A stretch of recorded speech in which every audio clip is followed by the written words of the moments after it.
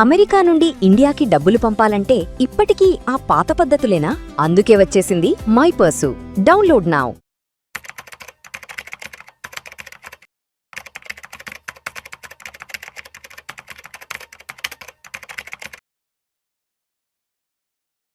నమస్తే, welcome to Suman TV. నేను విష్ణు. ప్రస్తుతం నాతో పాటు amphi registered mutual fund distributor Madhavi Reddy గారు ఉన్నారు. మేడం గారితో మాట్లాడదాం.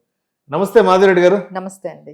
మాధవిరెడ్డి గారు, welcome to Suman TV and welcome to Vishnu talks and welcome to weekend market outlook analysis. Thank you. ఒక్కసారి ఇవాళ మార్కెట్ క్లోజింగ్ ఎక్కడో చూద్దాం. ఇవాళ 17th జూలై ఫ్రైడే వీకెండ్.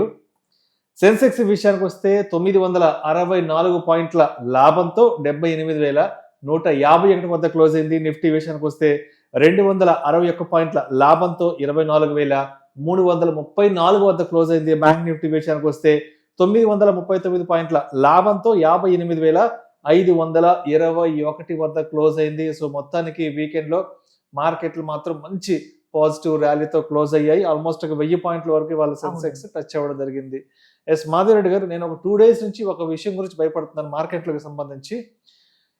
మళ్ళా కొత్తగా కోవిడ్ కేసులు కూడా స్టార్ట్ అవుతున్నాయంట. మన ఆంధ్రప్రదేశ్లో కూడా కొన్ని కోవిడ్ కేసులు రావడం, కొంతమంది కోవిడ్తో కూడా మరణించారంటూ కూడా ప్రభుత్వం కూడా అఫీషియల్ గానే చెప్పింది. అటు వార్తాపత్రికల్లోనూ అటు న్యూస్ ఛానల్స్ లో కూడా కోవిడ్కి సంబంధించిన వార్తలు గత 2 రోజులు వస్తున్నాయి. అంటే నేనేం భయపడ్డానంటే, ఇప్పటికే మార్కెట్లు అతలాకుతలం అయిపోయాయి గత 2 సంవత్సరాల నుంచి.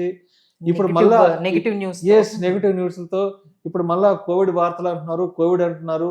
మళ్ళీ మార్కెట్లు 2020-21 నాటి పరిస్థితులు ఏమన్నా చూస్తాయేమన్న భయం అయితే 2 days నుంచి స్టార్ట్ అయింది. బట్ ఇవాళ వీకెండ్ లో ఎక్కడా కూడా ఈ కోవిడ్ వార్తలు అనేటివి మార్కెట్ ని ఎక్కడా టచ్ చేయలేదు. బట్ అయినా కూడా మార్కెట్లు మంచి ర్యాలీతో రావడం జరిగింది. ఏంటి ఇవాళ మార్కెట్లో ఆల్మోస్ట్ 1000 పాయింట్ల వరకు పాజిటివ్ ర్యాలీ వచ్చింది? కారణాలు ఏమున్నాయి? సో మార్కెట్స్ అయితే ఏవైతే ఇక కోవిడ్ కానీ ఇంకా మిగతా చాలా నెగిటివ్ న్యూస్ అయితే మార్కెట్లో ఇంకా ఎటువంటిది పోలేదండి. అంటే అదే మనకి యుఎస్ ఇరాన్ టెన్షన్స్, అదే మనకి క్రూడ్ ఆయిల్ మళ్ళీ $85 అవ్వడం, సో రూపీ కూడా మళ్ళీ కొంచెం వీకనింగ్ అవడం, కానీ ఎటువంటి నెగిటివ్ న్యూస్ ని కూడా పట్టించుకోలేదు. అసలు అన్ని నెగిటివ్ న్యూస్ ని కూడా పక్కన పెట్టేసి ఓన్లీ రిజల్ట్స్ మీదే, రిజల్ట్స్ నుంచి వచ్చిన ఈ ఎస్టిమేట్స్, వాళ్ళు ఇచ్చిన గైడెన్స్, దాని మీదే బాగా ఫోకస్ చేసాయండి. సో ఈ రోజు స్టెల్లార్ పెర్ఫార్మెన్స్ జియో ఫైనాన్షియల్స్ మీరు తీసుకోండి, లేకపోతే we have results from important companies అయినా HCL టెక్ బాగా మనకి రిజల్ట్స్ వచ్చింది. సో దాని వల్ల కొంచెం ఐటీ సెక్టార్ చాలా వరకు బ్యాంకింగ్ కి మనము ఇంకా ఈ రోజు మనకి ఉందండి. అంటే రేపు మనకి 18th. సో 18th రిజల్ట్స్ రాబోతో అంటే వస్తున్నాయని తెలియడంతో ఈ రోజే కొంచెం భయం, ఎందుకంటే రేపు మార్కెట్స్ ఉండవు. బట్ బ్యాంకింగ్ రిజల్ట్స్ అన్ని అంటే మనం HDFC, ICICI, Axis bank, Kotak Mahindra bank, Punjab national bank, Yes bank, ఈ మొత్తం ఈ లిస్ట్ ఆఫ్ బ్యాంక్స్, ఈ పెద్ద బ్యాంక్స్ అన్ని కూడా రేపు 18th రోజు రిజల్ట్స్ ఇవ్వబోతున్నాయి. సో రేపు మనం మార్కెట్ లో ఉండవు కాబట్టి ఈ రోజే బ్యాంకింగ్ స్టాక్స్ లో కానీ బ్యాంకింగ్ ఇండెక్స్ లో కానీ మంచి ర్యాలీ అనేది కనిపించింది. సో ఒక్కసారిగా ఒక 30% డౌన్ అయిన తర్వాత ఐటీ సెక్టార్ ఈ రోజు కొంచెం ఈ HCL టెక్ గుడ్ రిజల్ట్స్ తోని కొంచెం మనకి మొత్తం ఐటీ సెక్టార్ లోనే కొంచెం మనకి అప్వర్డ్ అనేది మనకి కనిపించింది. అలానే జియో ఫైనాన్షియల్స్ కూడా కొంచెం మంచి రిజల్ట్స్ అనేవి కనిపించింది. సో ఓవరాల్ గా ఈ రోజు మార్కెట్ ర్యాలీకి అయితే ఈ complete credit goes to the corporate results. So but మిగతా ఇంపార్టెంట్ అంటే పాజిటివ్ న్యూస్ గురించే మాట్లాడుకుంటే, డైరెక్ట్ ట్యాక్స్ కలెక్షన్స్ బాగా పెరిగాయండి. అంటే ఇంత మనం ఎటువైపు చూస్తున్నా, ఒకవైపు యుఎస్ ఇరాన్ ఇష్యూస్ జరుగుతూ ఉన్నాయి. 1 year లాస్ట్ 2 years నుంచి కొంచెం మార్కెట్స్ అన్ని ఇలా ఉన్నాయి, బిజినెసెస్ అన్ని ఇలా ఉన్నాయి, డైరెక్ట్ కలెక్షన్స్ ఎలా ఉంటాయో అని భయపడ్డారు. బట్ డైరెక్ట్ కలెక్షన్స్ అయితే 16% రైజ్ అయ్యాయండి లాస్ట్ ఇయర్ కి. అది చాలా గుడ్ న్యూస్ మార్కెట్ కి.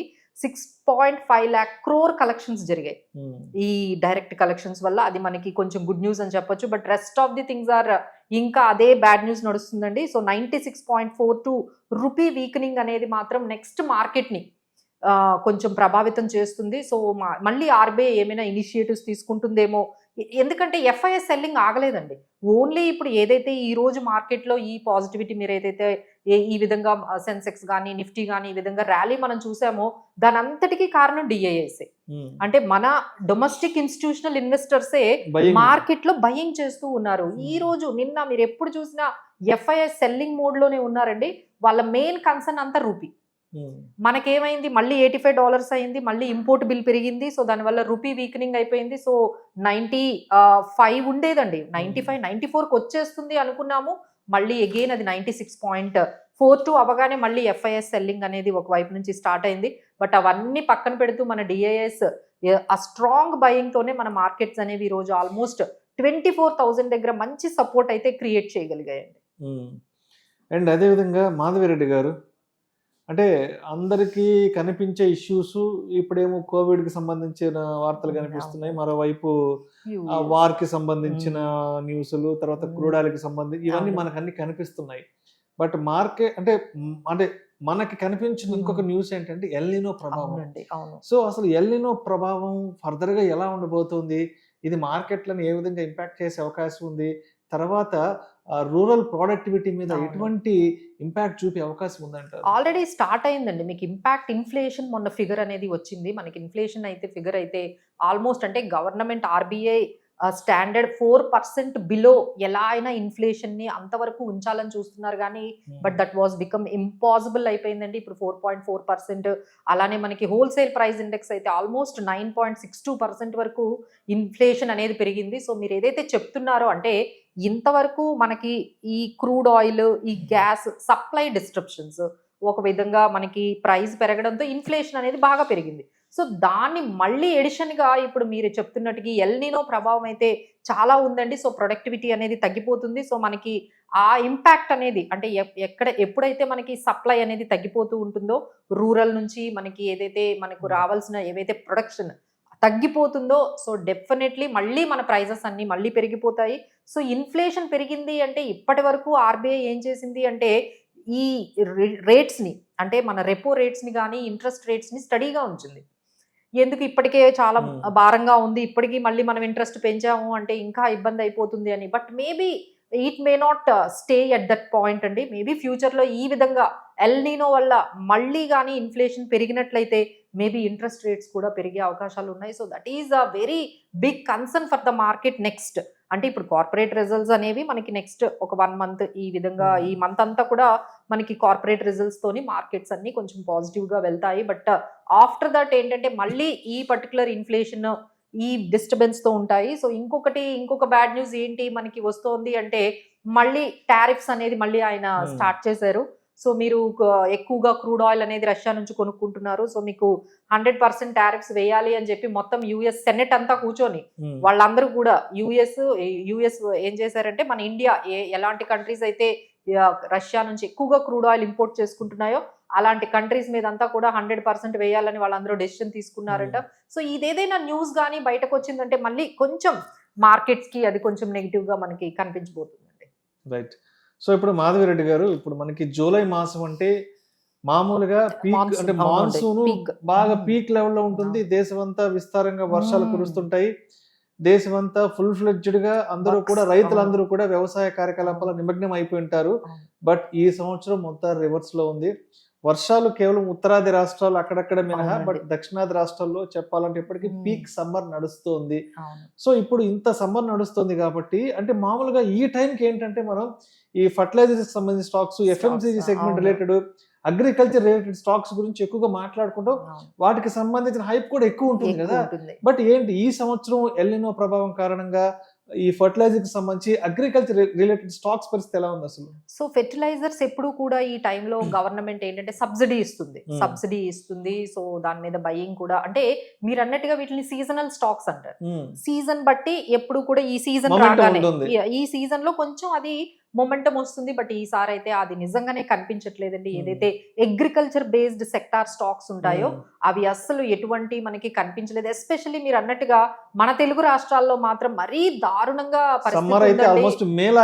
మేలానే ఉంది. అసలు వర్షాలు లేవు, అగ్రికల్చర్ యాక్టివిటీస్ ఏమీ స్టార్ట్ అవ్వలేదు. ఎందుకంటే మనం చాలా అంటే మనకి క్రాప్స్ కూడా చాలా ఎక్కువ ఉంటాయి. మనము అంటే మన దగ్గర నుంచి వచ్చే ప్రొడక్షన్ ఇంపాక్ట్ చేయగలదు, అంటే ధరల్ని బాగా పెంచేయగలదు. సో ఈ విధంగా ఇంకా ఈ పర్టికులర్ ఇంకొక 1 మంత్ వరకు వర్షాలు కానీ పడకపోతే ఇంకా ఈ పర్టికులర్ క్రాప్ అంతా కూడా మనకి ఇంకా డిలే డిలే అయిపోయినట్టే మొత్తం వెనక్కి అయిపోయినట్టే, పోయినట్టే. ఒక క్రాప్ అయితే అందరికి పోయినట్టే, అందరు కూడా ఎదురు చూస్తున్నారు. సో ఎల్నినో ఇంపాక్ట్ అయితే మనకి చాలా ఎక్కువగా కనిపిస్తుంది. సో ఆ ఇంపాక్ట్ మనకి ఇన్ఫ్లేషన్ రూపంలో, ధరల పెరుగుదల రూపంలో, ఆ విధంగా మళ్ళీ ఎకానమీ మీద కూడా ఇంపాక్ట్ అయితే కనిపిస్తుందండి. ఆ సెక్టార్ లో అయితే ఈసారి ఎటువంటి మొమెంటం అయితే ఖచ్చితంగా మనకి కనిపించట్లేదు.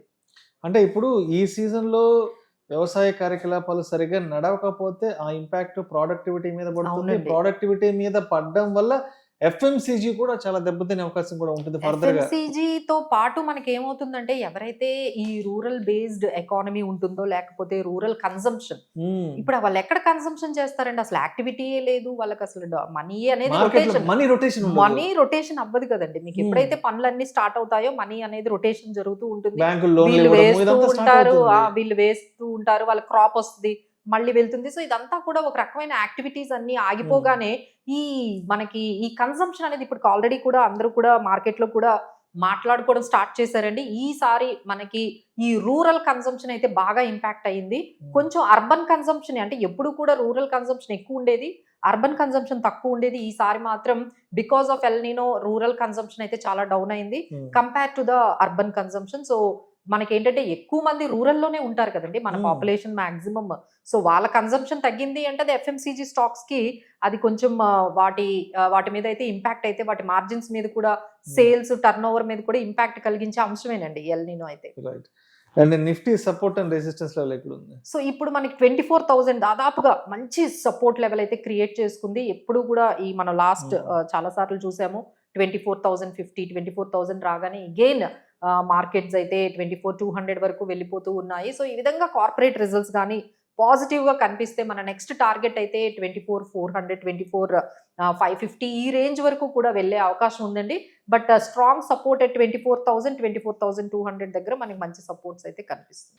సో మాధవరెడ్డి గారు, అంటే మొత్తానికి మార్కెట్లకి ఎటు వైపు చూసినా కూడా అన్ని నెగటివ్ న్యూస్లే. అంటే మొన్నటి వరకు మనం లోకల్ గా మన మార్కెట్లకి ఎటువంటి నెగటివ్ న్యూస్ లేదు, ఏ ఇబ్బంది గ్లోబల్ గా మాత్రమే ఉన్నాయి అనుకున్నాం. బట్ ఇప్పుడు లోకల్ గా చూస్తే ఎల్నినో ప్రభావం అనేది మార్కెట్లు కొంత టచ్ అయ్యే అవకాశం ఉంది. తర్వాత కోవిడ్ కి సంబంధించిన వార్తలు కూడా మార్కెట్ హిట్ చేయడానికి రెడీగా ఉన్నాయి. సరే, మార్కెట్ కి ఇన్ని రకాల నెగటివ్ న్యూస్ ఉన్నా కూడా మనం ఏదైనా మంచి సెక్టార్స్ లో ఇన్వెస్ట్ చేసుకోవాలి ఫర్దర్ గా 1 to 2 years, ఒక 3 years లాంగ్ టర్మ్ పర్సెప్షన్ అనుకుంటే. సో మాధవరెడ్డి గారు, మరి మన రాడార్లో ఏదైనా మంచి సెక్టార్స్ కొన్ని సెలెక్ట్ చేసి పెట్టుకోవాలంటే ఏమున్నాయి? సో ఇక్కడ మనం సెక్టార్స్ కాకుండా ఇంకా, అంటే మార్కెట్స్ మీరు అన్నట్టుగా ఎంత ఛాలెంజింగ్ గా అయిపోయాయి కాబట్టి మనం సెక్టార్ వైజ్ వెళ్ళకూడదండి, స్టాక్ స్పెసిఫిక్ గా వెళ్ళిపోవడం బెస్ట్. అంటే అంత ఛాలెంజింగ్ గా మార్కెట్స్ అంత డైనమిక్ గా ఉన్నాయి కాబట్టి సెక్టార్ లో కూడా అన్ని స్టాక్స్ మంచి రిజల్ట్స్ ఇవ్వట్లేదు. ఎగ్జాంపుల్ మీరు చూసుకున్నారు అనుకోండి, ఐటీలో విప్రో చాలా డిసప్పాయింట్ చేసింది, but HCl tech has given good result. ఇప్పుడు నేను ఐటీలోనే మీరు ఇన్వెస్ట్ చేయండి అని చెప్పలేం, బట్ ఐటీలో కూడా వెరీ సెలెక్టివ్ స్టాక్ ని పిక్ చేసుకోవాలి, దట్ ఈస్ హెచ్సిఎల్ టెక్. అలానే మనకి ఇప్పుడు ఇంకొంచెం ఈ బిహెచ్ఈఎల్ చాలా పాజిటివ్ గా, ఎందుకంటే బిహెచ్ఈఎల్ కి గవర్నమెంట్ ఏం చేసిందంటే ఏవైతే ఈ బ్యాటరీస్ ఉన్నాయో, ఈ బ్యాటరీస్ రీఛార్జ్ థింగ్స్, అంటే ట్రక్స్ కానీ బస్సుకి కానీ అది మంచి ఆర్డర్ వచ్చిందండి. So BHEL is going to be very positive. So ఈ విధంగా మనం ఏం చేయాలంటే ఏదైనా పాజిటివ్ న్యూస్ ఉన్న స్టాక్స్ కానీ, మంచి corporate results, let's A example మనకి వేదాంత అండ్ ఆయిల్ అండ్ గ్యాస్, వీటికి ఏంటంటే క్రిసిల్ ఏంటంటే అప్గ్రేడ్ ఇచ్చింది. సో ఇలా మనకి మంచి న్యూస్ అనేది మనకి కనిపిస్తుంది. అలానే మనకి టైర్ స్టాక్స్ కూడా మనకి, అంటే ఇప్పుడు కొన్ని మనం స్ట్రాంగ్ చెప్పుకోవాలంటే టెక్ మహీంద్రా, జియో ఫైనాన్షియల్స్ కూడా ఈ రోజు మంచి రిజల్ట్స్ ఇచ్చింది. సో పరిమల్ ఫైనాన్స్ కూడా మంచి రిజల్ట్స్ ఇచ్చింది. అంటే కొంచెం ఫైనాన్షియల్ సర్వీసెస్ మీరు ఓవరాల్ గా చూసుకుంటే బెటర్ గానే పెర్ఫార్మెన్స్ అయితే మనకు కనిపించిందండి. So financial services will be in the focus. అంటే ఈ రోజు కానీ మళ్ళీ రేపు రిజల్ట్స్ తో మండే కూడా మీకు బ్యాంకింగ్ అండ్ ఫైనాన్షియల్ మొత్తం ఫోకస్ ఉంటుందండి. సో ఎవరైనా ఏదైనా బై చేసుకోవాలి అనుకుంటే, ఏదైనా ఆపర్చునిటీ కొంచెం మొమెంటంలో ఏదైనా తీసుకోవాలి మంచి సెక్టార్ అనుకుంటే, banking and financial are going to rule for today and tomorrow also అని, అంటే మండే రోజు కూడా అదే ఫోకస్ మనకి కనిపించవచ్చు. అలానే మనకి ఇంకొంచెం మనం బెటర్ గా చూసుకుంటే ఎల్ఎన్టీ కానీ, ఇన్ఫ్రా నిపో ఇండియా కానీ, వాళ్ళకి ఏంటంటే కొంచెం మంచి డీల్స్ అనేవి తీసుకొచ్చాయి. సో ఈ విధంగా మనం ఓవరాల్ గా స్టాక్ స్పెసిఫిక్ గా, సెక్టార్ స్పెసిఫిక్ గా చాలా లిమిటెడ్ గా ఇన్ఫర్మేషన్ తీసుకుంటూ వాటికి ఏదైనా మంచి న్యూస్ వస్తే ఆ కంపెనీస్ ఆ సెక్టార్స్ వైపు వెళ్తే బాగుంటుందండి. But everyone has to focus the corporate earnings. ఎందుకంటే ఈ రోజు కూడా మనకి చాలా ఇంపార్టెంట్ అండి, దట్ ఈస్ రిలయన్స్. ఇప్పుడు మనకి ఈ వీడియో అయిన తర్వాత మనకి Reliance, JSW, central bank of India, federal bank, Tata technologies వస్తూ ఉన్నాయి. అలానే రేపు మనకి సాటర్డే అయినా మీకు చెప్పాను కదా, చాలా బ్యాంక్స్ మనకి HDFC, ICICI, Kotak, PNB, axis, IDBI bank ఇవన్నీ కూడా మనకి ఇస్తున్నాయి. సో రిజల్ట్స్ ఏంటంటే ఇప్పుడు వరకు మనకి బెటర్ ఇచ్చింది ఏంటంటే tech Mahindra, Polycab, BHEL, Jio financials and then Parimal finance, DB corp. ఇలా ఏంటంటే చాలా సెలెక్టివ్ గా ఒక్కొక్క సెక్టార్ మనం చూసుకుంటే రెన్యూబుల్ ఎనర్జీలో కొన్ని, అలానే ఫైనాన్షియల్స్ లో కొన్ని, ఇలా కొన్ని సెక్టార్స్ లో మంచి రిజల్ట్స్ వచ్చిన కంపెనీస్ ఉన్నాయండి. సో వాటిని అయితే మీరు ఇంకొంచెం యాడ్ చేసుకోవచ్చు. మీకు ఆల్రెడీ ఉంటే ఆ స్టాక్స్ ని ఇంకొన్ని యాడ్ చేసుకునే అవకాశం. So please do concentrate on the results. Corporate results అయితే ఖచ్చితంగా ఫాలో అయితే అవే మనకి కొంచెం మంచి రిజల్ట్స్ గానీ ఇచ్చినట్లయితే ఇమీడియట్ గా 5-10% పెరిగే అవకాశాలు అయితే ఖచ్చితంగా కనిపిస్తాయి. Right, thank you so much Madhavi Reddy గారు. ఈ వారం అంతా మార్కెట్లో ఏం జరిగింది, వచ్చే వారం మార్కెట్లతో ఇన్వెస్టర్స్ ఏ విధంగా సిద్ధంగా ఉండాలి అన్న దాని గురించి వీకెండ్ మార్కెట్ అవుట్లుక్ అనాలిసిస్లో చాలా చక్కగా తెలియజేశారండి. Thank you so much. Thank you.